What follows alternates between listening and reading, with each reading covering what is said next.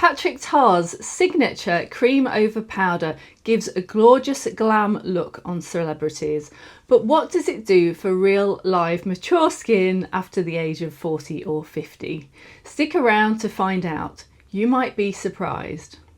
Can I just say, I think these eyeshadows are amazing. So the first item in my Patrick Ta haul is the laminating gel, which I've used a few times now. It's not the strongest lamination gel out there. I've actually tried some that are a little bit stronger than this, but that's sometimes a good thing because sometimes we just want a natural kind of lifted look to our brows, and I think that's what we're getting with this gel. All in all, I'd recommend this. This is pretty good.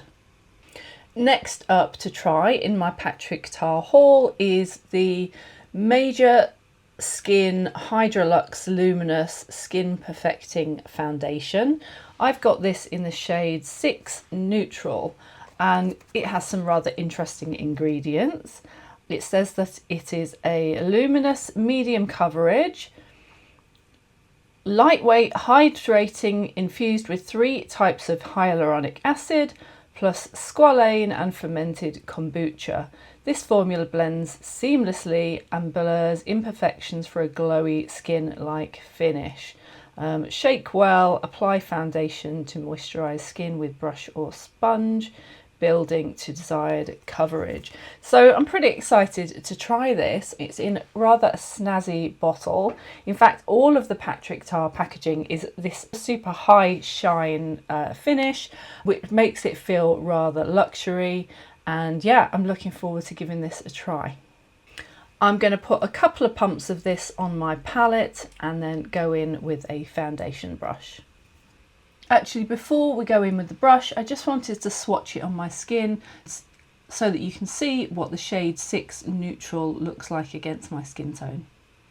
So I've noticed that I've got a tendency to be rather heavy-handed with my foundation when first putting it on. And I know it looks a little bit scary in a few of my videos. I kind of look back at them and I think, gosh, I wish I'd kind of gone in a little bit less aggressively with the foundation. But the funny thing is, once you've kind of blended it around, moved it all over the face and buffed it in, it always ends up looking right. And so I wonder, is this just the nature of foundation?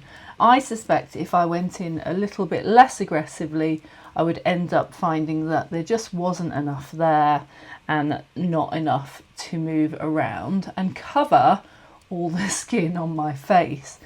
This is looking really lovely. It's, in terms of skin tone, it is on the paler side for me, but I think it's acceptable. I think we can work with this and bring it up with our bronzer and our blush later. The texture of it, it's quite luminous, like I think the description said, luminous. It certainly has that luminous quality to it. I think it looks really nice. I think I am going to have to dampen it down with some powder.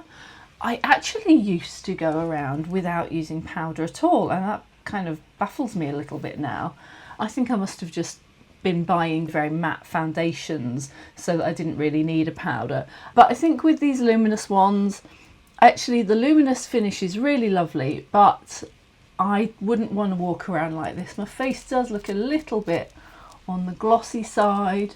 It actually looks really kind of moisturized and healthy actually, but I suspect unless this dries down onto the skin, which it may do, I'm kind of always interested to know whether foundation is going to sort of become dry to the touch, because some do, and in my experience some don't, some stay tacky all day.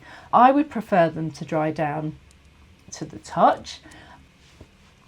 So we'll see how this goes, but I don't actually have a Patrick Ta powder yet. So I am going to go in with a powder from another brand. I think I'm going to use the Huda Beauty Cherry Peach powder, just to take off some of this shine, but it's looking really glossy and really luminous, and actually I think it's making my skin look rather nice. I am just going to go in with some Huda Beauty Cherry Peach setting powder. Okay, so I'm really excited to try this Patrick Tar. It is a cream, contour and powder bronzer duo. A lot of the products I am trying today are in Patrick Tar's signature style, which is to provide both a cream and a powder. And Patrick uses the powder first and the cream after. So I know that's going to blow some of your minds. People that always think the powder should go on top of the cream, but Patrick's particular signature is to use it the other way around. So I have both bronzer products and cheek products, and I'm going to do it the Patrick Tar way. It wouldn't be right to try out his products and do a first impressions without using the techniques that he's developed. So I'm going to do that with the contour bronzer first. I'm going to go in with the cream. No, I'm going to go in with the powder, and then I'm going to go in with the cream on top.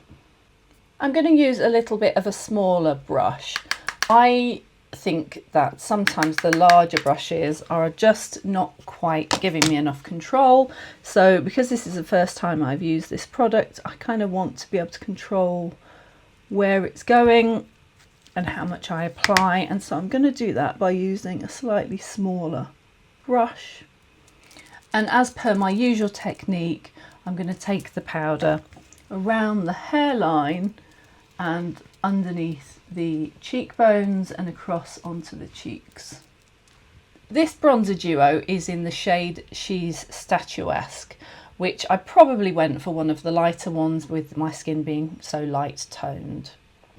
I'm going to put a little bit of bronzer over the eyes and down the nose like I usually do, as well as across the cheeks and around the hairline. I think that shade is looking really natural. I'm actually really pleased with the colour and the tone of this bronzer so far. So now for the cream portion of the bronzer. I'm not going to put that everywhere. I am going to restrict that to the cheek area while we give it a go and see how that works out. Okay, let's go in with this cream. I'm going to try and be a little bit cautious with it to begin with. Oh yeah, that's looking rather nice actually. I think I will take it up a little bit across the head as well, because I really like the slightly pinky tone that I'm getting from the cream bronzer. I'll take that a little bit down the nose as well. Oh, that's looking really nice. I'm quite impressed with that. What do you think? Okay, so before we move on to our cheeks, where we'll do the same cream and powder blush duos, I've got a couple of eye palettes. I bought two eye palettes and actually I've discovered they are almost identical, but I think they do have different shades in. The first one is this smaller one here, and this is called Major Dimension Essential Artistry Edit Eyeshadow Palette in the shade Light. And this has got 6 shades in here, all kind of cream taupe browns, really lovely wearable colours. This is in the light colourway. I think this comes in darker options for people with darker skin, but I have also bought a larger palette. Let's see, what's this one called? This is the Major Dimension Eyeshadow Palette. Okay, so this just seems to be like the full eyeshadow palette. And this has got a larger range of shades, but they are very similar, very much the creams and taupes and browns. We've got some darker browns in this one, and we've also got a top row of beautiful shimmers and a couple of dark creams down this end as well. So that's rather interesting. So I kind of want to use both of these palettes. I think I might start with the shades from this one and then kind of darken and shimmer the look with some shadows from this palette, because these have got the slightly more This has got a fuller range of colours and it's got a whole row of shimmers, whereas the other one is a more kind of focused everyday palette for lighter skins. But these I think look really usable. I'm going to take the second lightest shade from the small palette to begin and see how we get on with the colours. Not quite sure how dark these are going to work out, so we'll start light and work our way deeper. That's actually quite light, so that's the second lightest shade in the palette, this one, and that is looking very natural. It's not much darker than my skin tone, but actually it's got a really nice kind of taupe quality to it. I think that's looking really lovely. So I'm not going to go too dark yet, but I'm just going to go underneath my eye with this middle shade here and take a little bit of that other mid shade up and around my socket as well. Can I just say, wow, I think the colours in here are amazing for my skin tone. Okay, so let's jazz things up a little bit with some more exciting shades from this palette. I'm going to take this middle shade again to go underneath the eye, and I'm taking that same shade on the outer corner of my eyelid. And let's take a couple of these shimmers along the eyelid as well. We'll take this light pink shimmer on the inner corner and across to the other side, and then I'm going to take this mid-tone shimmer here on the centre of the eyelid. Can I just say, I think these eyeshadows are amazing. Look at that. I absolutely love them. So out of curiosity, I am going to use these cream shades to do a line along the eyelash. I've used the lighter of the two cream eyeshadows, both being very dark actually, and I'm trying to just create a bit of an eyelash line for a bit of definition with the cream shadow. I think that's looking quite subtle. I can afford to go in, I think, with the darker one and try that as well. Yeah, the darker cream shadow is definitely giving us a more defined eye line. I really like that so far. Okay, let's finish up with our cheeks before we come back to do eyelashes. So for our cream and powder duos, I've got two shade options. I've got this one which is called She's That Girl, and I have this darker one here called Oh She's Different. And they're both very similar muted pink shades, just that one set is a little bit darker than the other. So let's try the lighter one first of all and see how we get on with that. So as before, let's go in with the powder first, as per Patrick's technique. He also likes to put the blush on the apples, he says. So let's see what happens. And also I noted he puts the blush quite near the eye.